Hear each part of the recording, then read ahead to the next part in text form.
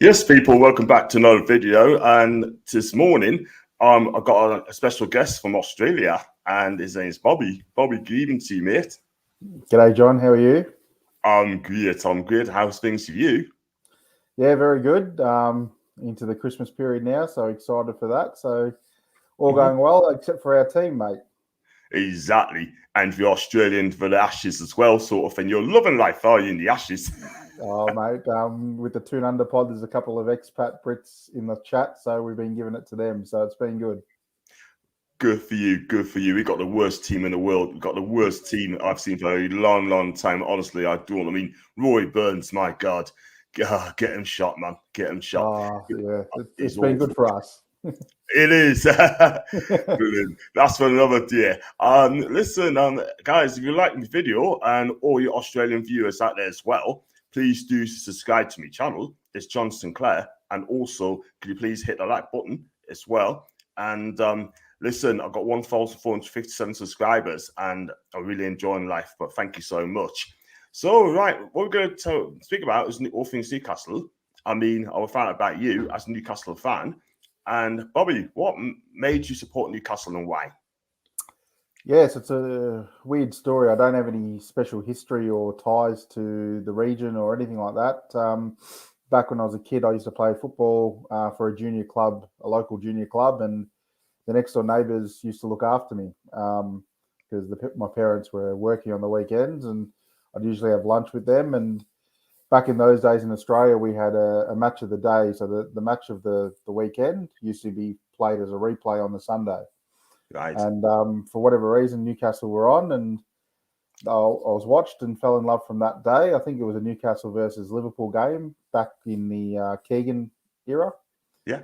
I was only a little boy, and fell in love, and just sort of continued on. It was hard back in those days in Australia because we didn't have the content or the coverage. There was no internet. It wasn't on TV a lot. You'd get little snippets here and there, but I was lucky that at that point of time, Newcastle was sort of a big deal with Keegan. He was very famous. And then we had the Alan Shearer signing, which made news in Australia, huge news as well. So there was a little bit there to keep me interested with Newcastle. And then I suppose when I got to about 18, Bobby Robson came on board, and it was the era in Australia where we had a 24-hour English Premier League channel. So we had all the content we needed, and I fell in love, and just my passion grew from that day on. Good man, good man. You chose the right club, by the way. And it's going back, like I just said, go back years ago, there's no internet sort of thing, and now things has changed quite a bit. And are there any large Newcastle fans in Australia? I know you got a big fan base like Liverpool, Man U, Chelsea, Arsenal. How big's the fan base back in Newcastle? It's a huge fan base. Yeah, not as big as I think Man United and Liverpool have a huge fan base down here, and even Leeds, because back in the day where Kuhl and Viduka played, they got a bit of a following. So there's a lot of those types of fans. With Newcastle, it's not huge, but it's okay. It's quite big. The Aussie Mags group do a great job, and there's meetups all around the country. All of us in our the Toon Under Pod, we got to all the different meetups, so that's how we sort of all connect and stuff. So it's not huge, but it's not small. Like I know the Melbourne-based mags, when we meet, usually about 100 odd at a pub, so it's not too bad. Fantastic. I mean, we could grow in the next 5 or 6 years, sort of thing. Depends if we stay in this Premier League or not. And if we do stay up this season, the sky's the limit.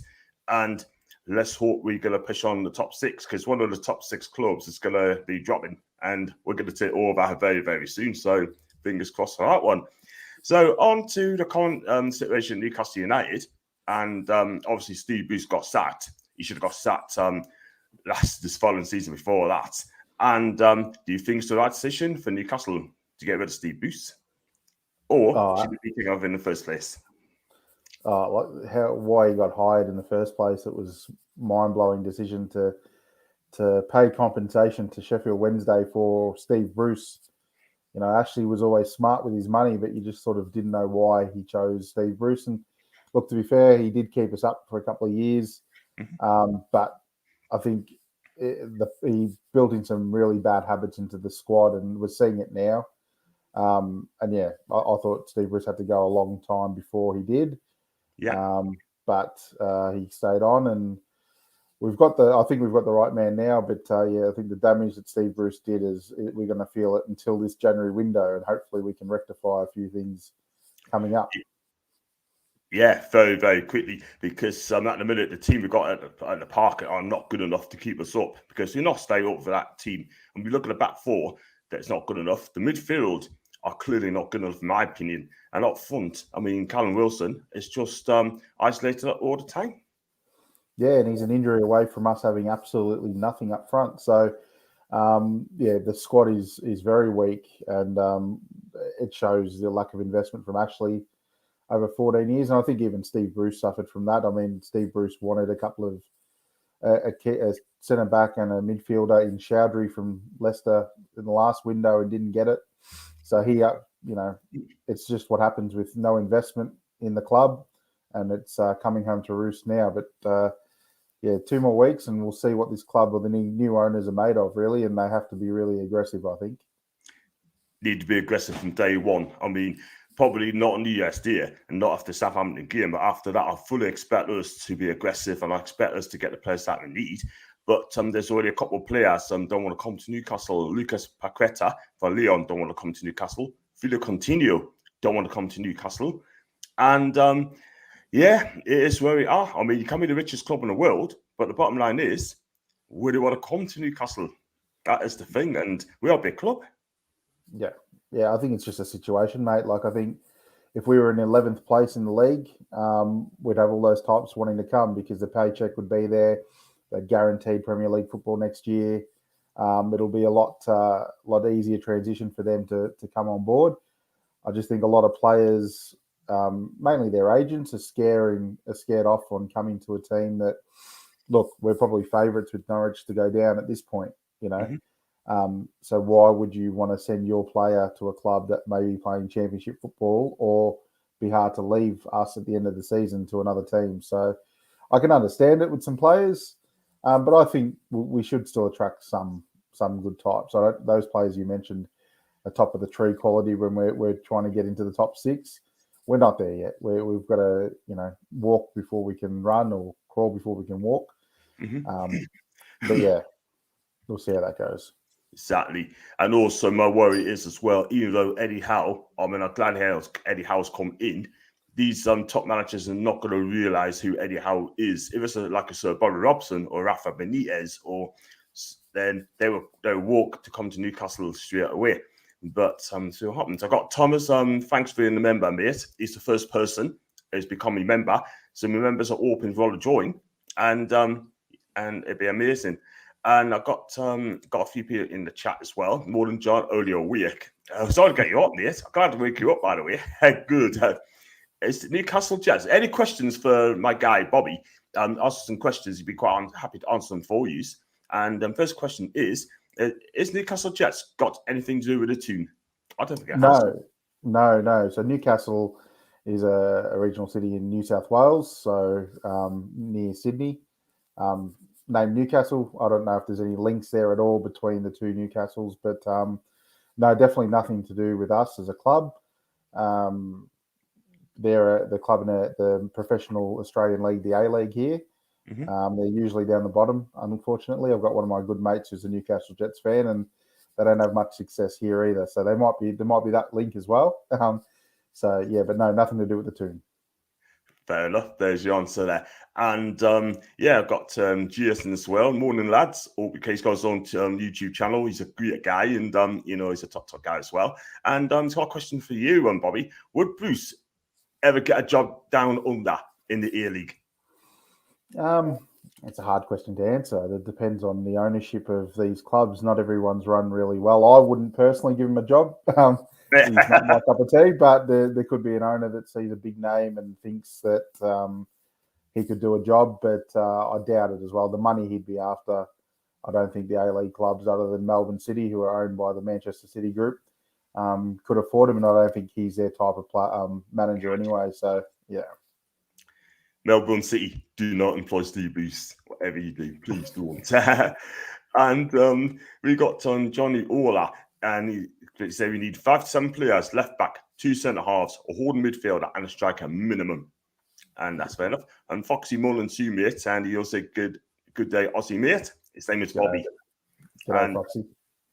And I got it's not like a question, but I'm sure Robbie Fowler did a decent job in Australia. So I'd imagine Bruce would do a good job in any team in Australia. And that's from Foxy from Colombia.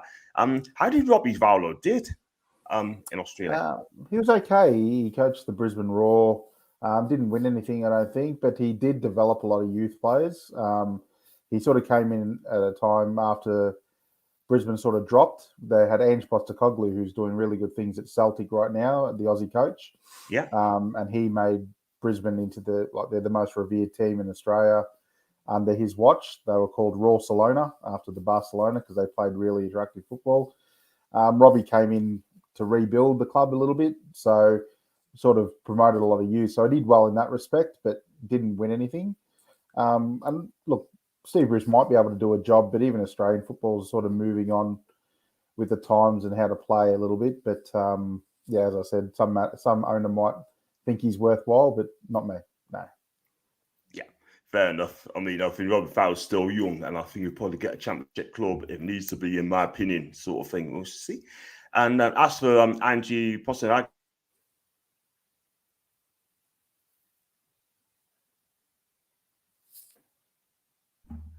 sorry about that. Just technical problems there, mate. No, you're all right. I gotcha. If it goes off, mate, do hang fire, mate. It'll come back here, so it could take 2. So don't go away on this. So I got Lee as well, my guy Lee. Is there many Newcastle fans and Aussie fans, and you've gone through that already, haven't you? So yeah, like we're not as big as the Liverpools and Man United's. There's a sizable amount.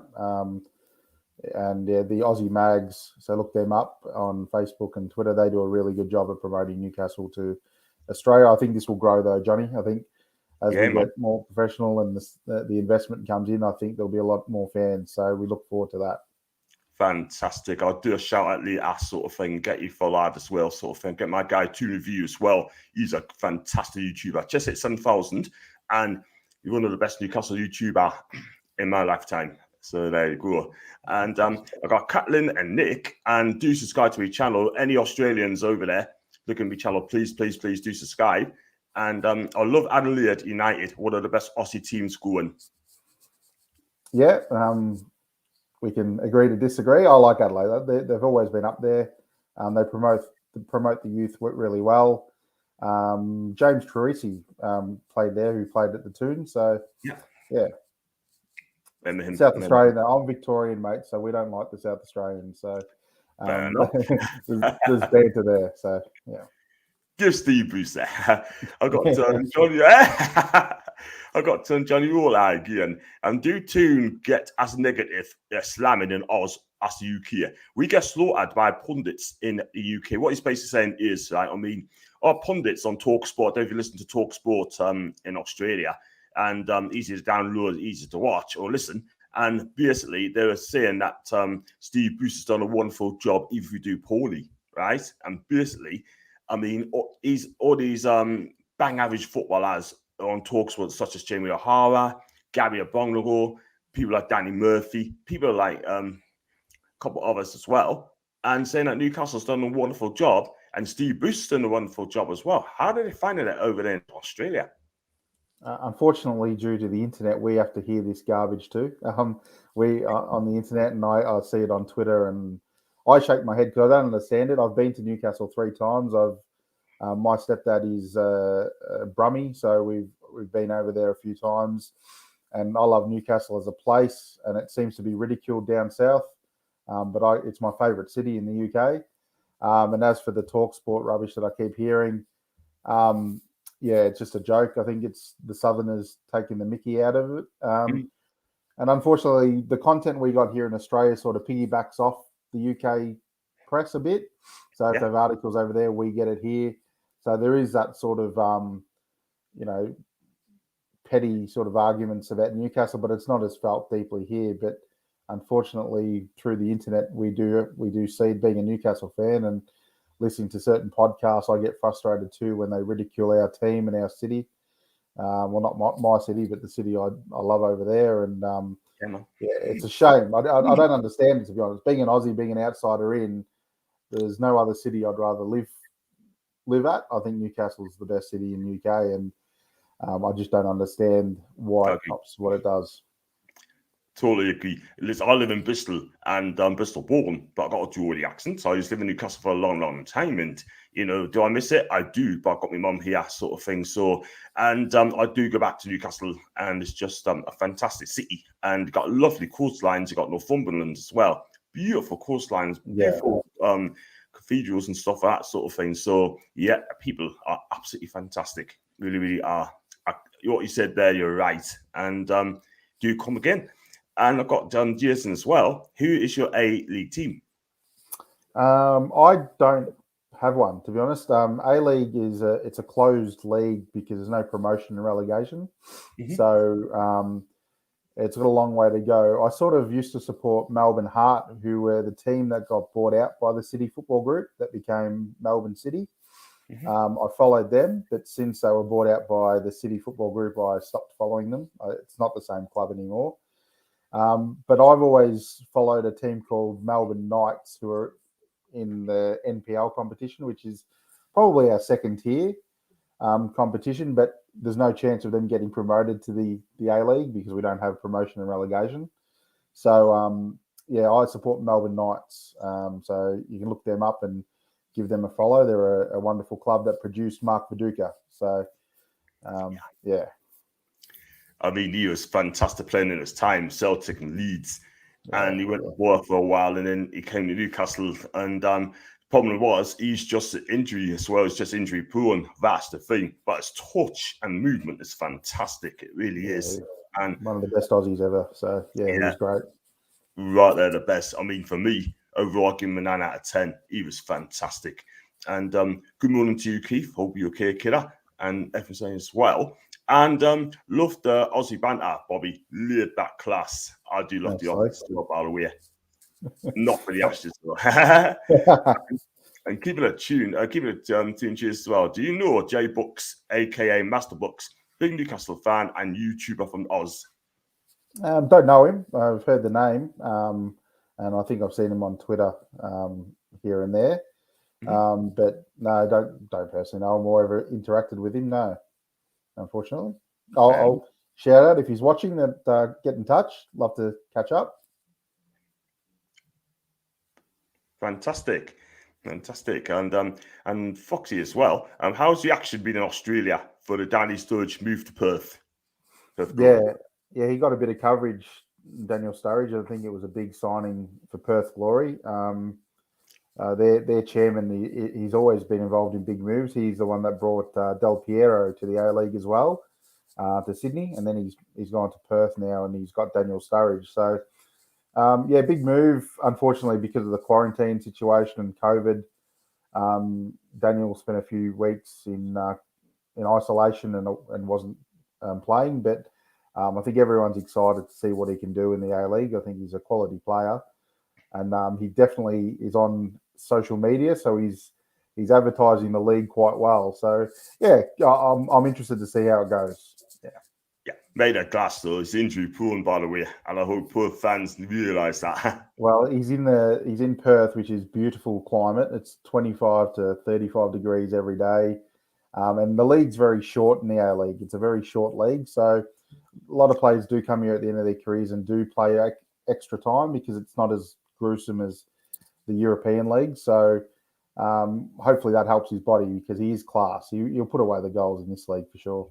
Yeah, let's hope so, because he's a decent player when he's not injured, but we've linked to him before and he chose West Brom over us.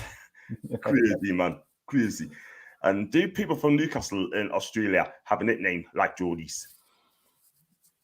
They might. I'm not from New South Wales, so I don't know the intercity bet. It's nothing like the Geordies or anything like that. I don't think so. Not off the top of my head. Sorry, I'll have to look that one up. But definitely not the Geordies. No. Fair enough. Fair dues. And who from Newcastle has played or coached in Oz? Anyone?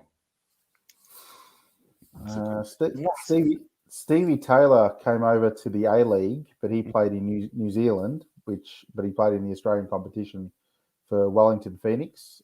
He's just retired now, so that was good to have Stevie Taylor in the country. There's a lot that have gone from Australia to the Toon. We talk about Craig Moore, ex-Rangers and Newcastle United. He's back in the A-League now. James Terwisi, who was in Newcastle and is in the A-League now, playing for Western Sydney Wanderers. Mm-hmm. So, yeah, off the top of my head, I think that's about it. I'm pretty sure there isn't a huge link. There's Curtis Good as well, who played for Newcastle, injury-prone. He had a 6-year contract as a youth for Newcastle United, and he's back at Melbourne City at the moment. So there's a couple that have floated. We've tried to push that.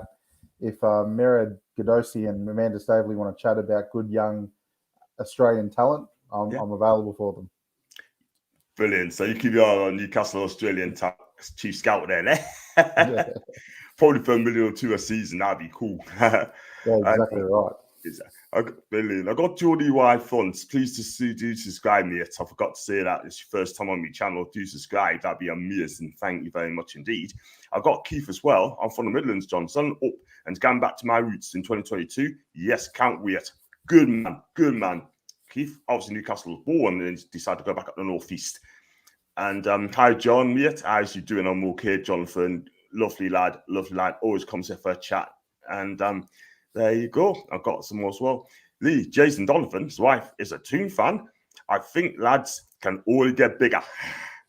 Yeah, we saw Jason. That. That was a surprise, wasn't it? Yeah. Jason D. Yeah, he put it on his Instagram, and everyone wanted to know the links, and then found out that his wife's a Geordie, so that's great. So brilliant stuff.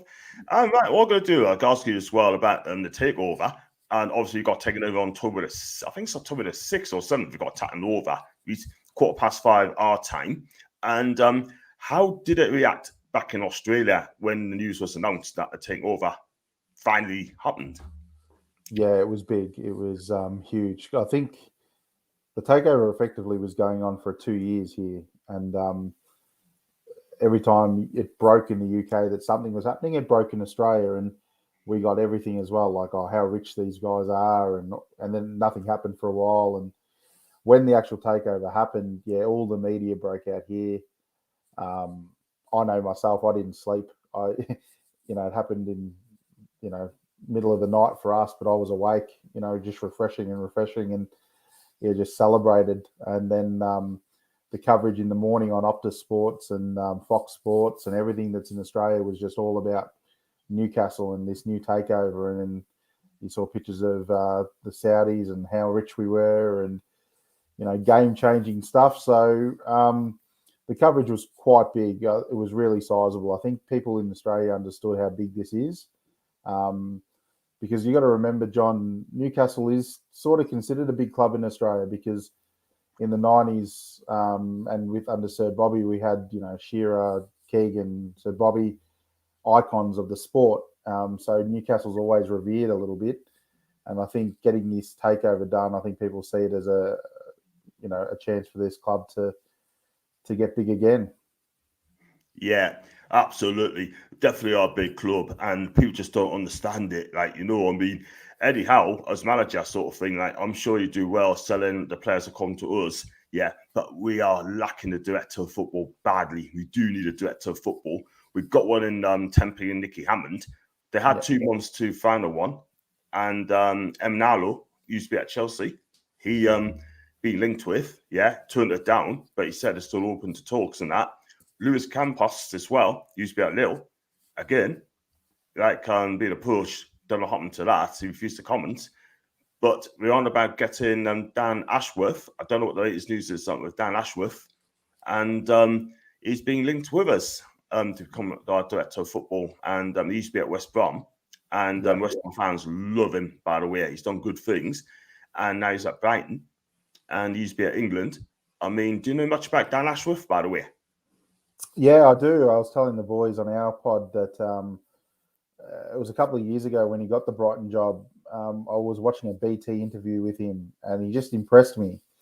And so I looked him up and then went through his history back then, 2 years ago or 18 months ago, whenever he first sort of came to Brighton, and yeah, really impressed and thought that's exactly what we need at Newcastle. We need a figurehead. We need someone, because he's gone to the FA and built what England have right now. And he did it at West Brom, and he's doing it now in Brighton. You can see what he's doing, and so to be linked with him is outstanding. You know, originally I was really keen on Michael Emenalo,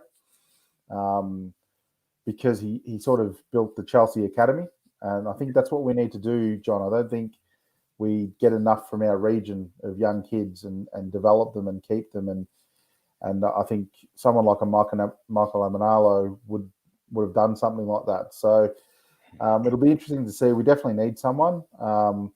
January is going to be interesting without one. I know Nicky Hammond's going to be there as a consultant, but I would have liked someone in place for January to sort of help build this squad of players that needs fixing.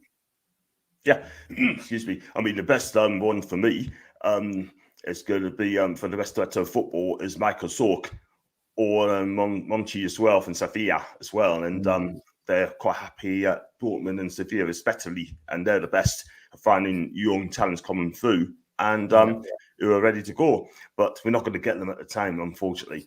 I've got new as well. Oh, sorry, John, I've got a new member as well. Johnny Waller, thank you so much for becoming a member. And I really appreciate that. Thank you so much. I just set it up yesterday, and he's the second one.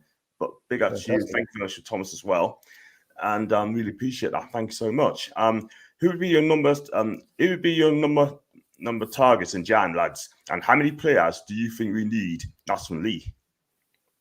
So we did a podcast last night that should be hitting the waves for us at Toon Under Pod, and we went through, and I put two players I really wanted to see was Moussa Dembele out of Lyon.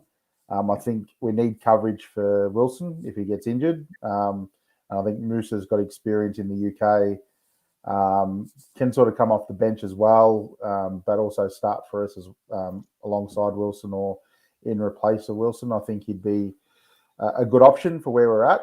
And the other one is Boubacar Kamara from Marseille, who is a real centre midfield, dominant, type player. Young, only 22 years old, but very athletic and can carry the ball, which is something that we lack in the midfield presently, and can also protect our back four. So those are the two names I had on our pod, but our defence, we need a complete overhaul. The names, Trippier would be outstanding at right back. Dean from Everton, Dean, how you pronounce it, would be good at left back, and Tarkowski or Sewell, all these players that have been linked, bring them all in. We need to restructure the squad. I think what I'd like is 8 to 10 players, but it won't happen. I think we'll probably 4 to 5 we'll get in January, hopefully, and hopefully that's enough to get us out of the mess we're currently in.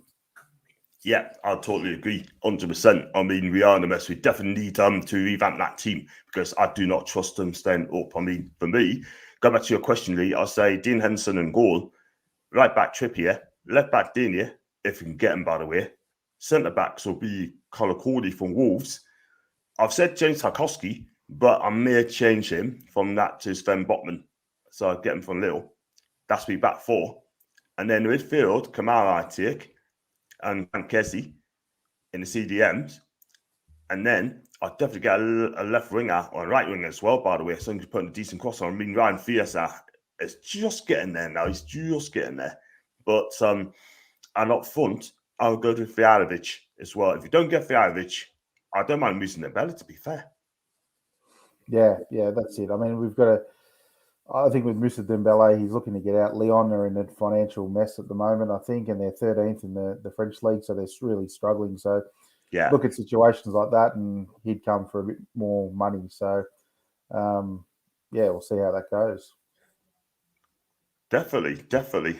And that'd be amazing if we can get Dembele even on loan. And he's a good player. I think he's quick. He's direct, and he's played for Celtic as well. Scored lots of goals and cracking goals as well. His movement's there as well, and he do well in the Premier League. If you do well in Scotland, you're definitely going to do well in the Premier League.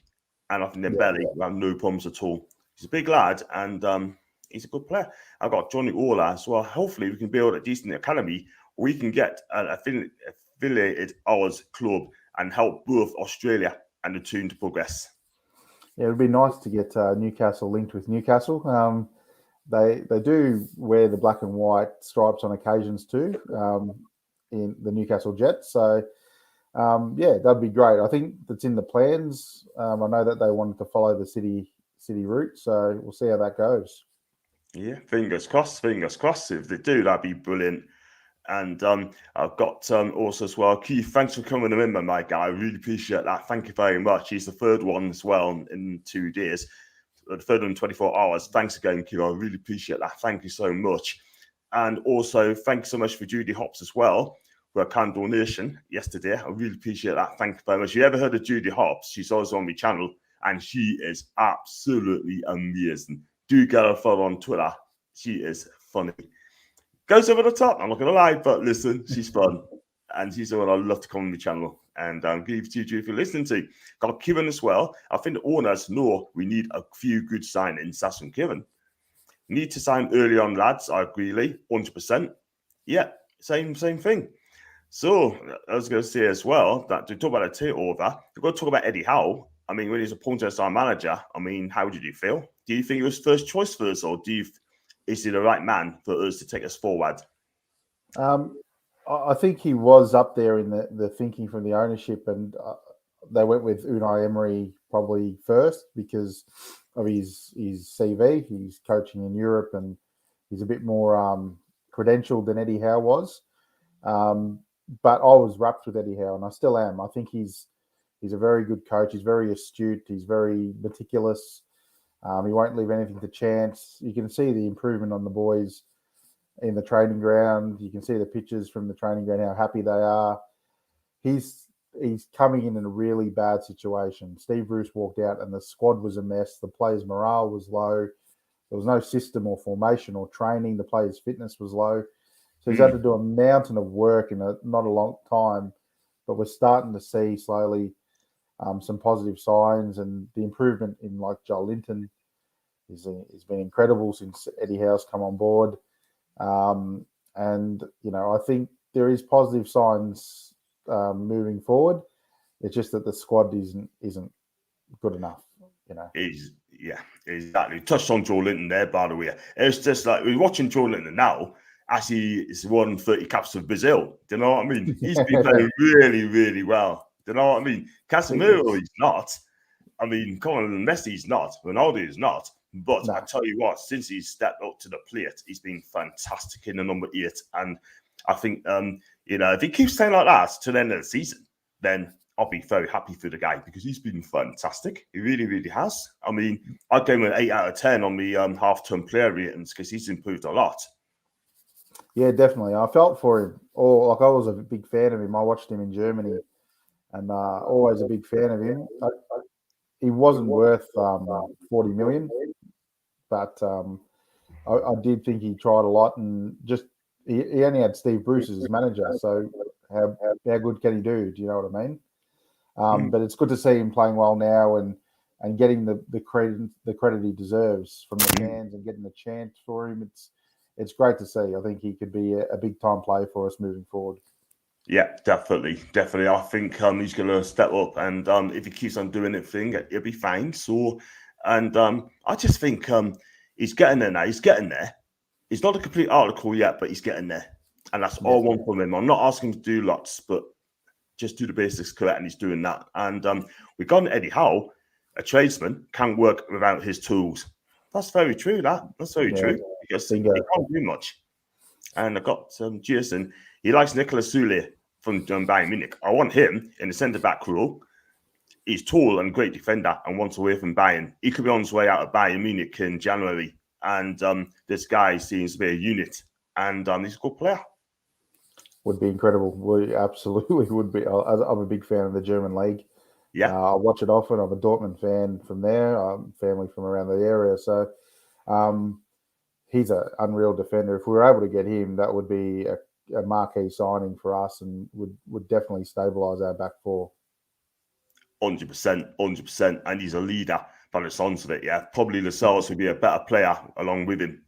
So, I mean, I'm not a Lascelles fan. Far from it. I still want Botman to partner Zule as well.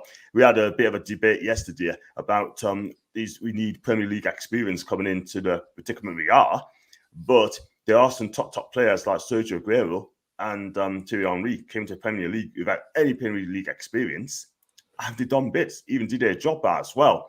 So at the end of the day, if you're good enough and you establish, I take them. But if you're going to get someone from South America and they haven't got a clue, then that's going to be a bit of a problem. But if you're established and you're a top-class striker, you can adapt to anywhere, from my opinion. So, and I think Nicolas Sule would do fantastic if he does come, and so will Botman. And thanks so much, Lee, for becoming a member, my guy. I really appreciate that. Thank you so much. Thank you very much indeed. And that's the fourth or fifth one I had so far. So I got Johnny Ola. How was class? He doesn't slam the players because that would be counterproductive. He plays players out of position because he has to. In my opinion, I mean, I don't really want to see players like Jacob Murphy playing out of position, Matt Ritchie, Miggy Almiron. Yeah? I mean, what's your take on them? I mean, Steve Bruce started us off, by the way, playing players out of position.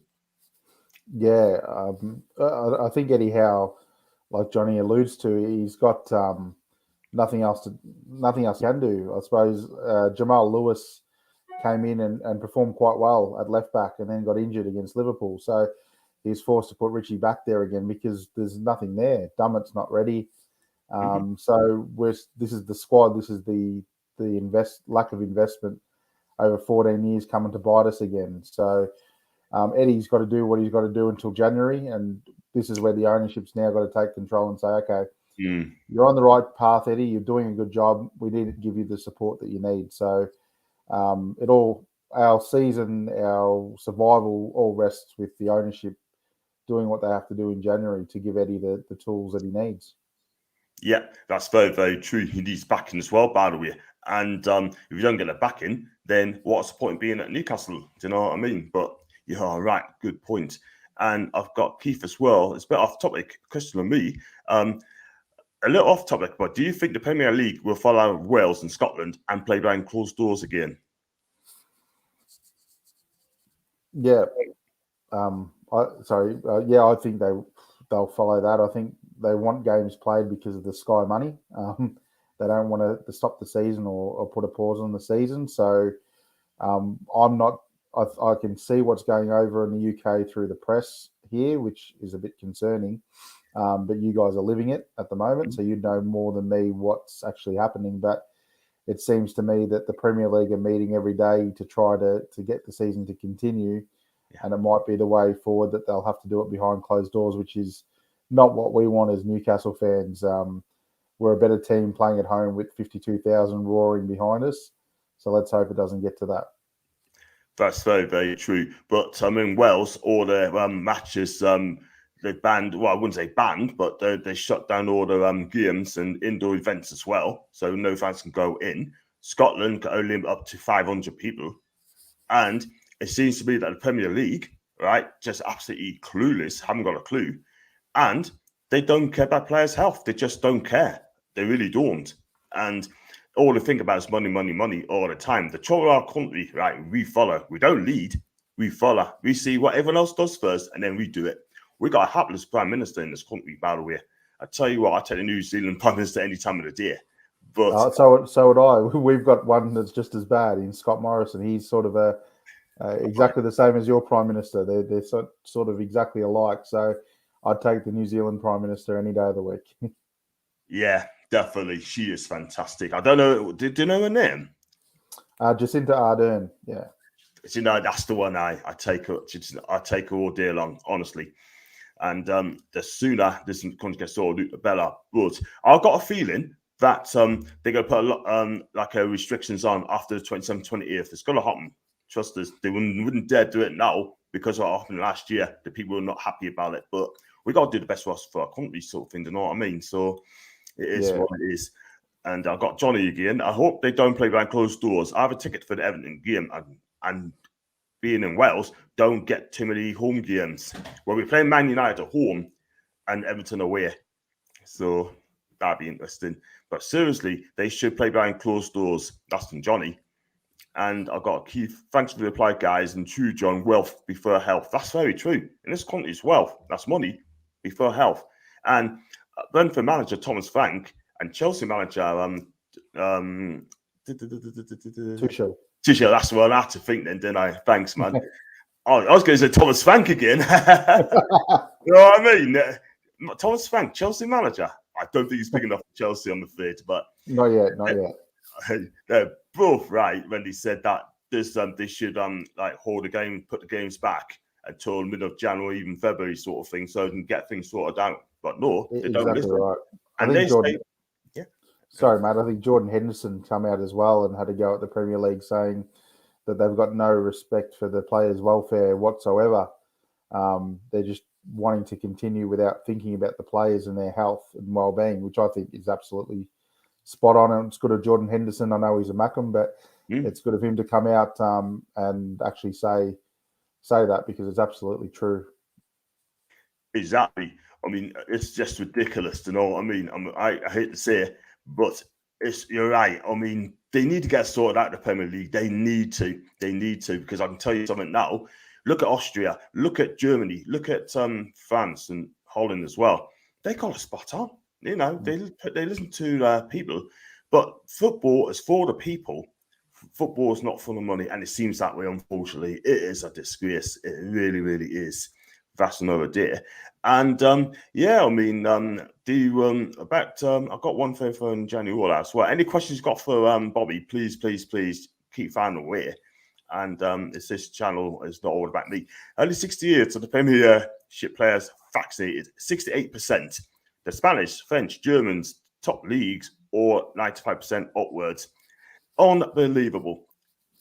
Yeah, that's concerning, isn't it? Like here in Australia, we've got 95% vaccinated rates.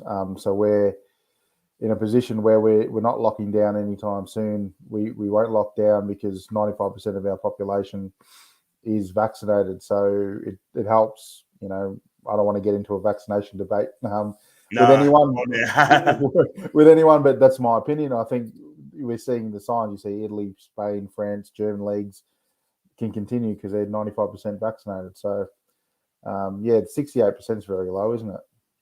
That is very, very low. That, I mean, when I said about 5 minutes ago, that we follow, we don't lead. That's exactly what I've been seeing. But hey ho. I think new owners are very sensible, successful people. We are in very good hands for the future. Just need patience. Lee, I mean, I love you, man. But do you think we need to be patient, or do you think now's the time to get the players in January? Yeah, I think they need to go. They need to go hard in January. We do. I sort of see where Lee's going with this. They are good people. They are very sensible. They are successful. And I'm gaining confidence by even, with Dan Ashworth being in line for the job. He's a really good appointment. So they know what they're doing. But it's come to a point with us that January is critical. So we need movement. We need to make sure that we're getting in players pretty quickly. We can't have them come in at the end of January because that'll be too late. Absolutely. It needs to be done now. It needs to be done now because, look, we need to be patient getting in the director of football. Cool. But now's the time. Now's the time to get the players up. It's as simple as that. And that's how it's going to be. I've got Johnny as well. What are the attendance level like in top Australian teams? What's the average gates over there? Yeah, so there's a really big club in Melbourne, Victory. They're probably the biggest club in the A-League, and they get anywhere from 15 to 25,000 every week. They've got a lot of support, so they're probably the upper echelon of club. And Western Sydney Wanderers are around the 10 to 15,000 a week. But there is a drop off with other teams around the 10,000 attendance per week. But yeah, Melbourne Victory. A big derby with Melbourne Victory and Melbourne City would get you 50,000 at one of the stadiums in the past. So there is fans there. It's just a lot of them, like me, support teams below the A-League, and then go and watch the other teams when they have a chance. But definitely Melbourne Victory get a lot of fans. Fantastic. And can they play out from the back? No, Melbourne Victory, they're actually bottom of the league last year, so they couldn't play anything last year, but they're getting better this year. But no, the team that plays the best out of the back is Melbourne City. They're a very good team to watch. Well, and they can play out from the back. We can't do that. Did you watch us on Sunday when you tried it against Man City for the first score? That was poor. Mate, that was 2 a.m. our time when that went in. So I questioned my life choices of being up in the morning watching that when Kieran Clark let the ball go. I said, what am I doing up in the morning watching this? That's what I say to people. If you're from Australia or from New Zealand or Asia or doing watch along, I'd just say stay in bed. I say stay in bed. That's what I see other people. I'm not being out 2 in the morning. Just stay in bed. Yeah. Well, we're doing it for 20 years now, so it's sort of ingrained. If Newcastle's on, it's all set up. So we're suckers for punishment, but hopefully it'll turn around soon. Wow, it is what it is. But I still tend to stay in bed. But you want to watch your channel at 2 in the morning, and when you watch along, all good and well. That's fantastic. Yep. But my advice to you, stay in bed. But still, but you've done it now. And then you got Kieran, so the fans are loud when we're 4-0 up. Imagine when we start going 4-0 down. Fans are loud when 4-0 down. Imagine when we start going 4-0 up. It'd be amazing. With these lot now, with these people coming in, they will know about it. Paul Thomas returned to training's headline news really underlines the problems. How has a left back is better than no left back, of course, but all on January and next season. We definitely, this is the thing, right? I mean, we haven't got a left back. I'd rather have a left back that can play left back, yeah? Paul Dummett can play left back, yeah? But I want to see him in centre back. I mean, what's your take on Paul Dummett? I mean, he's coming back soon, but it's been a while. Yeah, I agree with you. I think he plays his best football as a centre back, I think, and especially in Eddie Howe's tactics. I don't think he'll be able to play left back with Eddie Howe's formation and system as well as what we could. So I'm looking forward to him come back because I'd have him at centre back before Kieran Clark. That's for sure. Yeah, I'll tell you what, I'll never play Kieran Clark ever again. I mean, came back twice on Eddie, and guess what? He's been absolutely shocking. Since after 8 minutes, and then he goes and then after 5 minutes, he just didn't bother to jump up, sort of thing. We only got his feet, both his pair of feet stuck. Never play him again, never. And I don't like cussing players out, but I have to call them out when they don't perform, sort of thing. You know what I mean? He's just not at the level, is he? He's just not. He's older, and he's just lost his yard of pace. He didn't have pace to begin with, but he's lost whatever pace he had, and he's just struggling. And Manchester City don't need gifts like that in the third minute. That's for sure. Exactly. And not only that, I mean, he's got 18 months left on his contract as well. That's going to be difficult to shift. Unbelievable, Jeff. Unbelievable. And I've got John as well. The question for you, Bobby, and what the transfers like in Australia? Did they spend big money, or are they cautious? Or no, in the Australian football pyramid, it's a very closed shop. It's one of our frustrations here in Australia because there's a lot of football fans. We've got high immigration rates from Italy and Greece and Turkey, so there's a lot of football fans here. But the A-League, there's no relegation promotion and there's no transfers between the clubs. So you could just take players without getting minimal fees. Like my local club here in Ballarat has produced 2 A-League professional players and they got no money for them or very minimal money for them. So it's a system that needs overhauling, Johnny. In terms of buying players from overseas, not high. I think Melbourne City, because of the City Football Group, are the only ones that can afford anything over £1 million, I suppose. Players going the other way, we do sell on. Like Nathaniel Atkinson's just been signed by Hearts in Scotland. I think his fee will be over £1 million. So, but within Australia, there is no transfer fees. It is going to change, we're told. But yeah, right now there isn't any transfer fees, which is pretty disgraceful, to be honest. Absolutely, because you need the money coming in and to keep your club afloat. And if you don't get any money for it, sort of running the club, how are you going to pay your wages? How are you going to commercial? The professional clubs just poach the best talent from underneath them and say thank you very much and develop, and that's it. It's a shocking system here in Australia, but hopefully that changes. Exactly. Fingers crossed for that, because you need the money. That's what it's all about. I like to see clubs with money sort of thing, keep their clubs going afloat, especially in Australia sort of thing. You know what I mean? I don't want to see any clubs going under, which is sad. I've got Ian's or Kangaroos. Kangaroos to you too, Ian. I've got this question for you as well. Bobby, what are your views on the Premier League and how it runs? What I think Bobby Lee meant to say is, in my opinion, they're looking after the Cartel Six. And, the Big Six, they got the Big Six, but the other 14 clubs doesn't exist. They don't care about the 14 clubs. They look after the Big Six, yeah? Because the Big Six did not want to take over the Hotman, yeah? Richard Masters, the chief exec, finally saw sense and allowed it to go through, right? And you got people like Daniel Levy, the Tottenham chairman, come out and having a go at Richard Masters saying, well, you passed it through. Now he's getting cold feet about it. Yeah, it's obvious that it's run by the cartel of the top 6 clubs, and it's quite disgraceful. We're seeing it now with the sponsorship stuff that's come out, that you can have King Power Stadium for Leicester, who their ownership is tied to, and no one bats an eyelid. But all of a sudden, Newcastle's got rich owners, so we've got to try to make them suffer or make them jump through hoops, because the top 6 are worried about their ability to get to Europe. And it's quite simply down to that. Tottenham, billions of dollars of debt, need to be in Europe every year. What happens if they don't? They have a chance of going under. So they're trying to protect what they've got. It's quite disgraceful seeing from afar what's going on and how it's run. It seems like it's corrupt. It seems like it's governed by just clubs rather than a competition. And we're seeing it firsthand at Newcastle that we're copying the brunt of it at the moment. So, not good. I don't have a high opinion of the Premier League at this stage, no.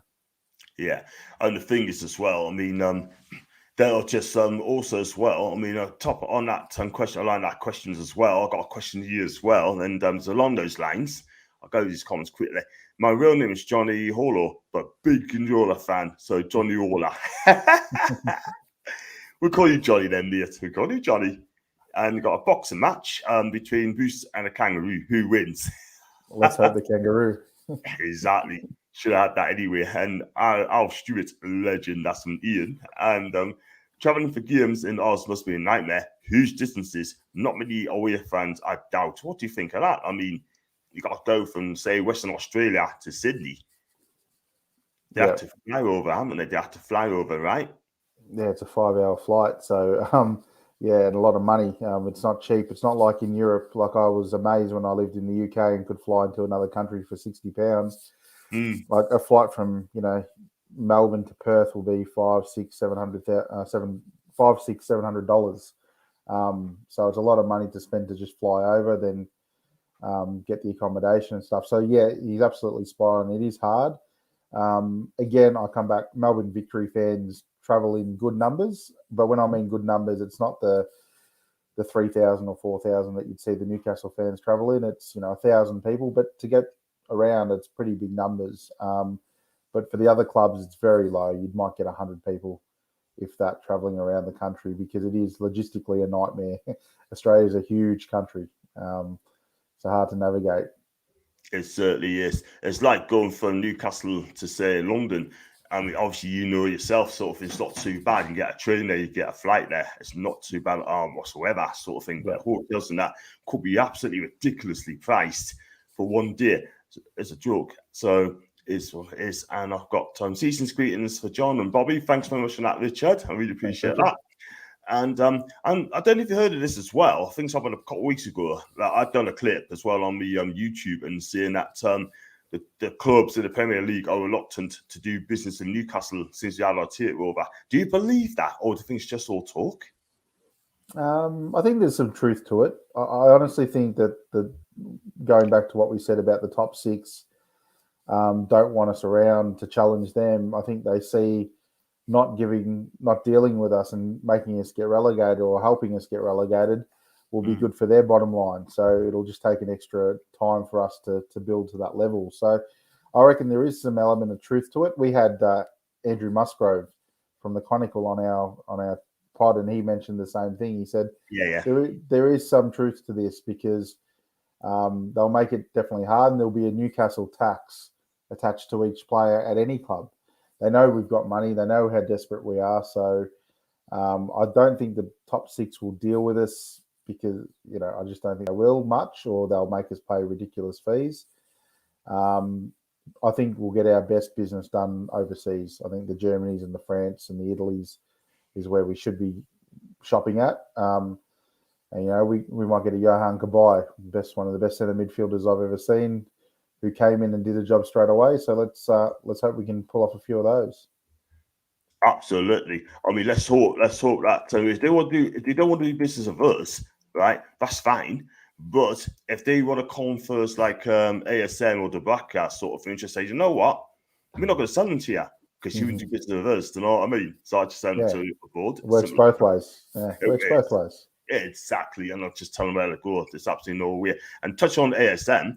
I mean, if he's given marks out of 10 for ASM, how many marks out of 10 would you give him? And what does he need to improve? He's struggling, isn't he? And I think he is. The thing with ASM, people got to look back at his past, and he struggled in teams and under Vieira and stuff in systems where he has to play as part of a team system. He really struggles with that element of being in a certain position at a certain time, laying the ball off and stuff like that. He's really struggling with that. He worked well under Bruce because Bruce's tactics was give the ball, let him go, and see what he can do. But I think in an Eddie Howe system, it's not going to work as well for him. Out of 10, look, he's trying. He's our only outlet. I'd say 6. I'd give him a 6 out of 10. Hoping he's trying to learn what he's doing, but he's one to watch. I think he's a mercurial player. I love him. I think he's got a lot of talent, but just watch this space with him.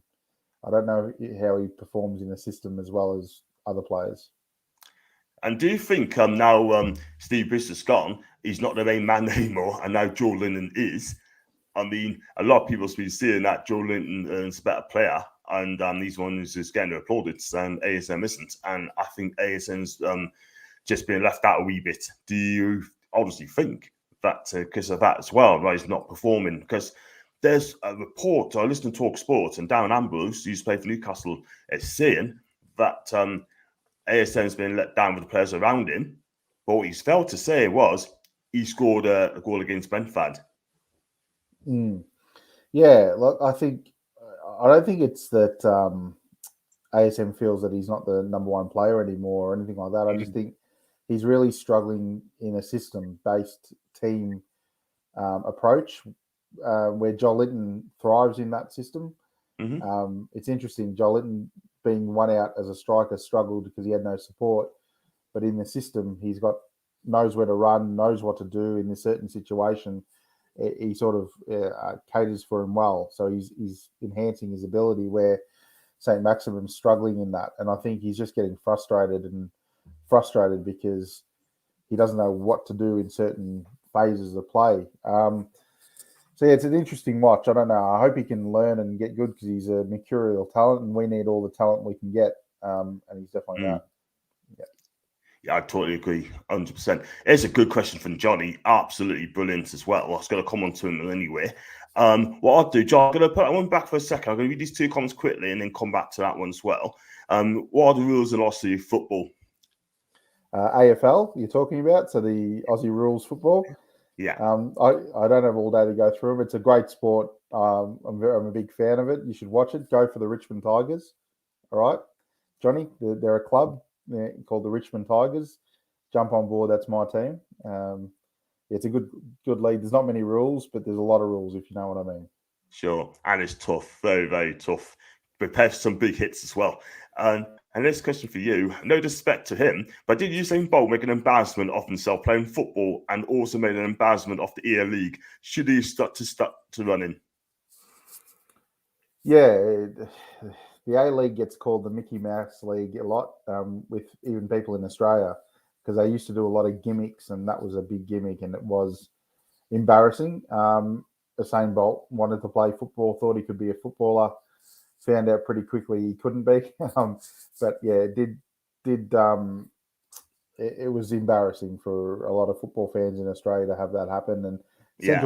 Central Coast Mariners, who the team he tried for and played with him, I think they would be regretting that now for sure. Exactly. It's like Frankie Dettori playing up front for Newcastle. It won't work. No, It will not work. Yeah. Still, that's so quickly that got Johnny again. This is a great question as well. What are Australian referee standards like? I doubt they do have VAR, by the way, but I think it's better than the ones we got. Actually, yeah, the VAR in Australia is quite good. And again, we had it first, so we trialled it. I think we were the first league to trial VAR, the A League, and it worked quite well. There is issues now and again with it, but I think it all comes back to the problem with VAR isn't VAR, it's the people controlling it. So I think VAR is a really good technology to get right, but I think the people in England that are currently using it are just not good enough or don't understand what they need to do with it. Refereeing standards in Australia, it's not. It's the same as in England. You get your bad decisions, your good decisions. I don't think it's any worse or any better than in England. We have had a couple of referees now come into the Premier League, which is good. You know, you like to see that happen. So there is talent here in Australia in the refereeing standards, but in terms of how they perform, it's no better or worse as bad decisions, good decisions. See what you mean. I mean, it's brilliant. I watched that game, Watford Newcastle. He was fantastic. He really was. Had him every week. No problems at all. I got Keith as well. Just Thursday, December 31st. Don't forget to not be out fully, but 3:37 I'm at Amazon Prime subscription there, and that's when Everton plays Newcastle United. And just got Denzel. Oh my God, I'm so sorry to hear that, Denzel. Just tested positive for COVID, John. Thanks for keeping me entertained. Going to be a long 10 days. Isolating, maybe Christmas lads. Denzel, I do apologise, my guy, and hope to get better very soon. Get better, mate. All the best. Not same man, not all the time, not a great time to do it. Like, you know what I mean? 2 days for Christmas, you get COVID. I'm so sorry, but oh man, got it for you, man, and get well soon. Really do, Denzel. Sorry. And if you're not dead, you're here. That's rule number one, and I have to say is correct. But I mean, you've got Manchester United on Monday. And what do you think? How do you think the game's going to pan out? And what do you think the score's going to be? Yeah, I said this last night in our podcast. I went for a 2-1 victory. Hoping that there will be crowds allowed into the stadium. If there's no crowds, then I might have to change that prediction because I think the 52,000. Look, we've got the best fans in the business. The way they were 4-0 down against Manchester City just made me proud to be a Newcastle fan. Like just chanting, and they're fully behind the boys. And I think, look, we're not far away. I think Manchester's defence is gettable. There's goals in it for us. Whereas Liverpool and Man City are a lot better teams than Manchester United. So, look, I'm confident at home against anyone except for Manchester City and Liverpool. I think we can get points out of it. So I'll say 2-1, Johnny. Yeah, that's fine. I'll go ones each, and we have problems scoring goals. They only scored 2 in the last 4 games, conceding 11 in the last 4 games as well, and it is sad, but like you said, they can get it. I don't think this is a good United team. I don't think it's a good United team at all whatsoever, sort of thing. You know what I mean? You take out Ronaldo, and they're bang average. Without Ronaldo, they're just not. This is a dead team for me. But I've got lots of Man U followers on my Twitter account as well, so I've got to respect them as well. So I'm going to go once each, and we got a problem with form. Any point will do. If I take a point, that'd be great. Then you've got to go to Everton. And must be Everton. Everton team at the minute are just depleted as a team. You've got no Richarlison, they got no DCL, and they got problems up front. Demarai Gray has been fantastic for them at the minute, and just Townsend as well, who's been kind of revelation. But the bottom line is, I'm not being funny, but we can go to Everton and actually win against Everton. We did a double of them last year, and let's be real, it's just what can you say? What can you say? Yeah. I But think 7 points out of the next 3 games. Southampton, Everton, and Man United would be nice. So yeah, look, I respect Man United. My whole family's Man United fans, so yeah, I know a lot about them. My brother's like me with Newcastle. He's the same with Man United. So I hear a lot about them, and even he thinks they're not as good as they once were. So he always hates going to them going to St James's Park. He thinks it's a tough test. So yeah, let's get at them. absolutely, totally agree. And we see what happens very, very soon. And I've got thanks, John Bobby. You've got to get back to the ground. Merry Christmas to you all. Have a fantastic time and stay safe. And the same to you. Thank you so much. I appreciate that. John, the closet Man U fan. Yeah, whatever. I've got Man U fans and followers sort of things. Just great. So I'll do like a Follow Friday, and I'll do about 20 of them every week, and they think I'm great. They've been following us for 5, 6, 7, 8, probably 8, 9 years now since I've been on. They've been fantastic to us, sort of thing, which is amazing. And I've got one there as well from Lee. All eyes on the ref against Man U, lads. Yeah, weird decision to have that ref who denied us the decision in the penalty to be the ref. Can't quite understand it, but I think the pressure will be on him. I think, if there's a soft penalty for us and he doesn't pay it, I think it might put pressure on him to pay it. So it could work in our favour, John. I'll agree with you. And the last one that was there, I've got Johnny as well. And I go back to the referee stuff, and there's 2 referees I don't want as great as him and Mike Dean. I do not want to see the refereeing, and Paul Tierney as well. They're all fussy refs as well. Who gets relegated from Johnny? I say Leeds, Watford, Norwich. Leeds are in free fall due to injuries, and when you get the injury players back, Leeds will be safe. But for me, I would say Watford, Norwich, and I can't see Leeds, and I can't see Burnley. Yeah. And if we don't sign anyone in January, I think it'd be us. But we'll see what happens. Who's your fee going to get relegated this season, Bobby? Yeah, I think Norwich are down. They're not good enough, and they don't have the funds to get out of the mess they're in. I think they're just about done. Watford, I think they're a bang average team. They've tried to change the manager; it hasn't quite worked for them.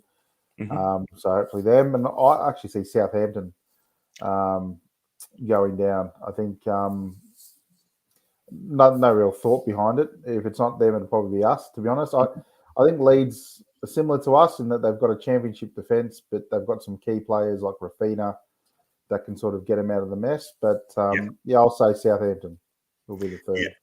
Fair enough. I'm going to say, for me, I'm going to say Watford. I'm going to say Norwich. And I'm going to say, I did say Burnley. I'm going to go Burnley. But they were put up a hell of a fight under Sean Dyche. They were put one hell of a fight. And I don't want to go to Burnley on the last day of the season needing to win that game. I really do not. I do not. I'm sorry, because they're going to be playing for their lives. I mean, Chris Wood and Ashley Barnes will probably rough up our defence up, sort of thing. And I don't want to go there. But at the end of the day, it is what it is. So I'm going to say, like I said, Watford, Norwich, and Burnley. And Burnley put up a fight. I think we just got to get out of it. And before I let it go, I mean, what do we get from Simon Jordan as a pundit on Talk Sport when it comes to Newcastle United? Yeah, not much, to be honest. He was friends with, was it Mike Ashley, I think, and he was always defending Ashley and what he was doing to the club. So anyone that can defend him and the treatment he gave our club is no good in my books. But it's a lot of them. Like Agbonlahor now is the new guy that keeps putting his fist into us to try to stir up trouble. It just seems like a lot of them want to do it for whatever reason. I don't understand it. But yeah, in terms of Simon Jordan, he's bang average, mate. But there's not many really good pundits out there, They're few and far between. You're right. Did you see us had a go at Steve Rafe and had a go at Amanda Staveley with Jim White? I can remember. I've got it on there. Oh my God. There's a real hatred of Amanda Staveley out there with the men in London. I don't know what it is or what she's done. It seems very misogynistic what they do when they try to put her down, that I've noticed anyway, and I think it's just rubbish. So I don't take much notice anymore, Johnny. I tune into podcasts like yourself and other Newcastle United podcasts to get my news and and views, because it's a lot better than listening to the crap that's on everywhere else in England, to be honest. Yeah, I agree with you, man. You're absolutely right. I mean, listen. Do you have someone similar to Simon John in Australia? Someone similar to him? There's a lot of them, mate. There's a lot of these guys. You've got TalkSport. We've got SEN, which stands for Sports Entertainment Network, and it's just a bunch of people trying to get their names in light and be controversial, just so it gets clicks and views and ratings and all that sort of stuff on their channels. So, I'm very good at just trying not to pay attention to that rubbish. And as I said, there's really good Newcastle content on YouTube and all the podcasts now. Like it's really awesome. There's a lot that you can listen to and a lot out there, and it's much better than listening to the rubbish that's coming from London. That's for sure. Exactly. We just take the notice of them. That's all they want. We just said that clicks and views, and that's all there is to it. And listen, end of the day, I mean, I'm just laughing now. We got the takeover. We got a new manager, so we're laughing sort of thing. They can do what they want, but still. Listen, Bobby, thank you very much for coming on. I know it's a bit late over there. I'm thinking, what time's it over there now? Is it 20 to 11 at night? 20 to 11 night. You go and get yourself away, man, because you got any more content coming out soon on your channel, or? Yeah, on the Toon Under pod there is. We just did an interview that was released, and we've got a transfer special that should be hitting tomorrow UK time. I'll be watching that we did. So yeah, tune in, guys. We're different perspective, Australia fans from who follow Newcastle. So yeah, tune in. We'd love to have you. And where do you find you on the viewers? So our viewers, yeah, like there's a lot of Australian Newcastle fans that tune in into us, so it is quite good. And even the people from the UK, we've got a lot of really good feedback from people in Newcastle who didn't even know there was fans in Australia, so they were happy to see a podcast from Australia. It's going quite well. We've got lots of really good. We've only been around 6 weeks, and we've had a few special guests and stuff like that. So we're enjoying it. We're just a bunch of lads that talk Newcastle anyway, so we thought, why not do a podcast? And it seems to be working all right. Fantastic. Honestly, I've got one more comment before I go away. Who's your best Aussies player? For me, I would say Mark Viduka, and he is a Toon. Yeah. I fell in love with Viduka when he played at Melbourne Knights in the 90s. So I've loved him before he was even known. And then he went to Croatia, made a name over there, and then went to Celtic and exploded. So yeah, Viduka for me all the way. Harry Kewell was very good to watch in his prime, but yeah, Viduka for me, best I've seen. Right. Is he living in Croatia now, or is he living in Australia? No, he's a very weird character, Mark Viduka. He loves to keep to himself. He owns a cafe in Croatia, I hear, and he doesn't like publicity. He doesn't like fame. He just runs his cafe and is very happy in a little quaint village, apparently. So all the best to him. Fantastic. And he's fluent in Croatian anyway. He can speak fluent Croatian as well. I grew up. The Melbourne Knights, who I follow, is a Croatian club in Australia. So, yeah, they all speak Croatian. I learnt a few words when I was growing up as well. Yeah, man. Good for him. And Simon Jordan, self-publicity, loves himself. He hates us. He does, doesn't he? He hates us, doesn't he? He thinks actually he hates us. But there you go. Listen, my guy, thank you very, very much for coming on. And did you enjoy coming on my show today? Mate, it was an honour, John. It was great. And your viewers and your questions, mate, outstanding. I'd happily come on again. So keep doing the work you're doing, mate. It's great. Thank you so much. And remember, if you get beaten, if you get hammered sort of thing, stay in bed, eh? But listen, thanks for coming on. Thanks, guys, for coming on as well. Do subscribe to my channel, as in John Sinclair. And also tell the viewers again one more time your channel name. The Toon Under pod. You can catch us at www.toonunder.com. Fantastic. And do follow Wanda Bonzi on his Twitter account as well. And he's got everything going on as well. He's a fantastic guy. The first Australian I've done. And let's hope there's many, many more. And all your Australian viewers, if you've been watching tonight, and do subscribe to John Sinclair NUFC. And I've got some content. I'll be doing the press conference reaction later on, around about 7 p.m. UK time. So keep your eyes peeled for that. And tomorrow I'm going to try to think of one or two things. And listen, thank you very much for coming on, and have a wonderful evening, Bobby. And Merry Christmas, John. You too. Make sure we beat you in the Ashes next time. Do you think you're going to do it this time? Mate, I can't see you getting close, Johnny. Can't see you guys getting close. No chance. Not with that batting up line that we haven't. And drop you a follow, mate. And that's Jason. Thanks for that, Jason. And John, everyone's there as well. But thank you very much for coming on. And maybe we can have an Aussie. You can have an Ashes chat. You never know. Absolutely, mate. Anytime. You take care. Thank you for coming on. Thanks, John.